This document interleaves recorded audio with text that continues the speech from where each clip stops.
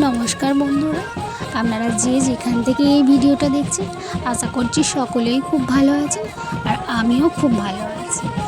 এই ভিডিওটা হচ্ছে নীলের দিনে, মানে চড়কের আগের দিনে যে নীল হয় সেই নীল পুজোর সময়।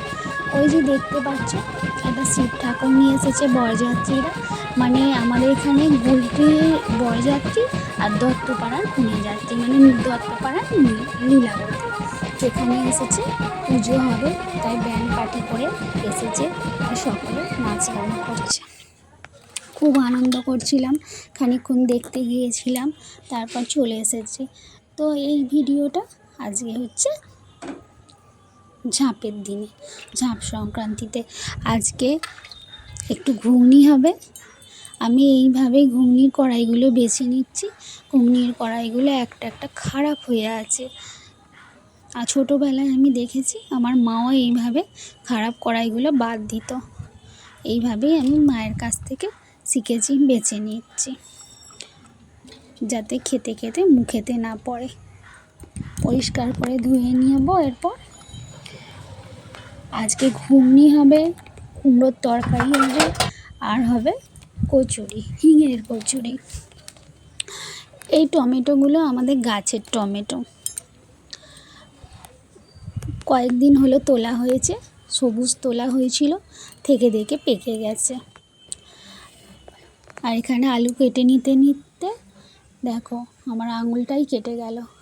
এই বঁটিটা আমি খুব কম বসি, আমি অন্য বঁটিতে করে কাটি। এই বঁটিটা প্রচুর ধার, আমার এইটাই অভ্যাস নাই, তাই আঙুলটা কেটে গেল। কিন্তু মেয়েদের জীবন তো, যাই হোক সংসারের কাজকর্ম তো করতেই হবে, কে আর করবে বলো। অন্যদিন শাশুড়ি মায়েতে আমাতে একটু করি, কিন্তু আজকে শাশুড়ি মায়ের শরীরটা সকাল থেকেই খারাপ, তাই জন্য আমি আমার ওপর একলাই দায়িত্ব পড়েছে যে সব তরি তরকারিগুলো করব। তাই এই অবস্থাতে আবার আলুটা ছাড়িয়েও নিচ্ছি, তো এখনই অল্প ব্যথা হয়ে গেছে। যখন দুপুরের পর দেখলাম আঙুলটা প্রচুর ব্যথা হয়ে গেছে, তখন টাটকা টাটকা বলে আলুগুলো এইভাবেই কেটে নিচ্ছি বড় বড় করে। কী আর করা যাবে বলো, বড় বড় করে আলুর জন্যে তো আর তরকারি খেতে খারাপ হবে না, দেখতে হয়তো খারাপ হবে। আমার আলুগুলো সব কেটে নেওয়া হয়ে গেছে, এবার ঘুগনিটা বসিয়ে দেব। কিছুক্ষণ আগে আমি কুকারের সিটিও দিয়ে দিয়েছি। তো কড়াটা জেলে নিলাম, কড়াই এবার তেল দিয়ে ফোড়ন দিয়ে দিলাম। আজকে নিরামিষ তরকারি করব, আজকে এমনি মঙ্গল সংক্রান্তি, তারপর এমনি প্রতি বছরই আমাদের আজকের দিনে ভাত হয় না, চড়ক সংক্রান্তিতে ভাত হয় না। আজকের দিনে আমরা সবাই ময়দা খাই, কোনোবার লুচি, কোনোবার পরোটা, এইসবই খাই। আর আমাদের বাড়ির সবাই লুচি পরোটা খেতে খুব ভালোবাসে। আলুগুলো ভেজে নিয়েছি, এবার বাটনাটা দিয়ে দিলাম। নিরামিষ তরকারি তো, তাই এতে আদা, জিরে, ধনে, দুটো কাঁচা লঙ্কা বেটে দিয়েছি, আর ওতে টমেটোও বেটে দিয়েছি। একটা টমেটো বেটে দিয়েছি আর দুটো টমেটো কুচিয়ে দিলাম। অনেকখানিটা তরকারি হবে, যাতে টেস্টটা একটু ভালো হয়, তাই জন্য একটু বেশি করেই টমেটো দিয়েছি। অন্যদিন পেঁয়াজ রসুনের তরকারি হয়, আজ তো নিরামিষ। আবার কটা কাঁচা লঙ্কাও দিয়ে দিলাম। এই কাঁচা লঙ্কাগুলো আমার মুড়িতে খেতে খুব ভালো লাগে, তরকারির সাথে তো সেদ্ধ হয়ে যায়।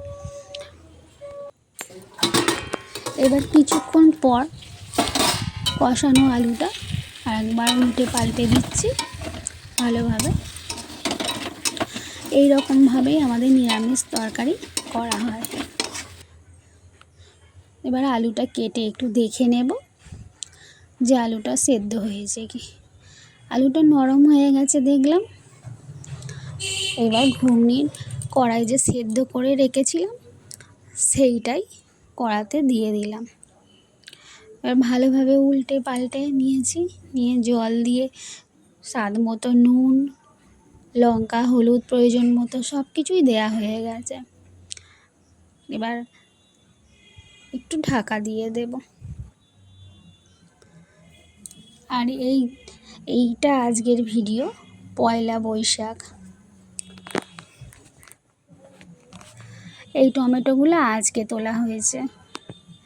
এই টমেটোগুলো এই সাদা মতো টমেটোটা এটা গাছ থেকে পড়ে গিয়েছিল। এই হালকা হালকা রঙের টমেটোগুলো কদিন থাকলেই পেকে যাবে। আজকে এই টমেটো দিয়েই মাংস রান্না করছি। আজকে মাংসটা এরকম কিছু মাংস নিয়ে এসেছে, আবার কিছুটা এরকম টেংরি আছে, একটা বড় ঠ্যাং নিয়েছে। একদিকে মাংস কষছি আর একদিকে ভাত ফুটছে। এইভাবেই মুরগির মাংসটা কষানো হয়ে গেছে। তো আজ কি রান্না করলাম তোমাদের সাথে শেয়ার করি। ভাত রান্না করেছি, আর এইটা হয়েছে নোটে শাকের চচ্চড়ি। আর এখানে হয়েছে আমার ছেলের জন্য আলাদা করে মাংস। একই রকম মাংস খানিকটা তুলে নিয়েছি। এই মাংসটা একটু লেবু পাতা দিয়ে তৈরি করেছি। লেবু পাতা দিলে আর মুরগির মতো গন্ধটা ছাড়ে না, কিন্তু আমার ছেলে খেতে চায় না, তাই আলাদাভাবে তুলে রেখেছি। রাখার পরেই আমি আমাদেরটা পাতা দিয়েছি। আমি এখানে বেড়াতে চলে এসেছি সন্ধেবেলা উদয়নারায়ণপুরের কোলে। সবাইকে শুভ নববর্ষের প্রীতি, শুভেচ্ছা ও ভালোবাসা।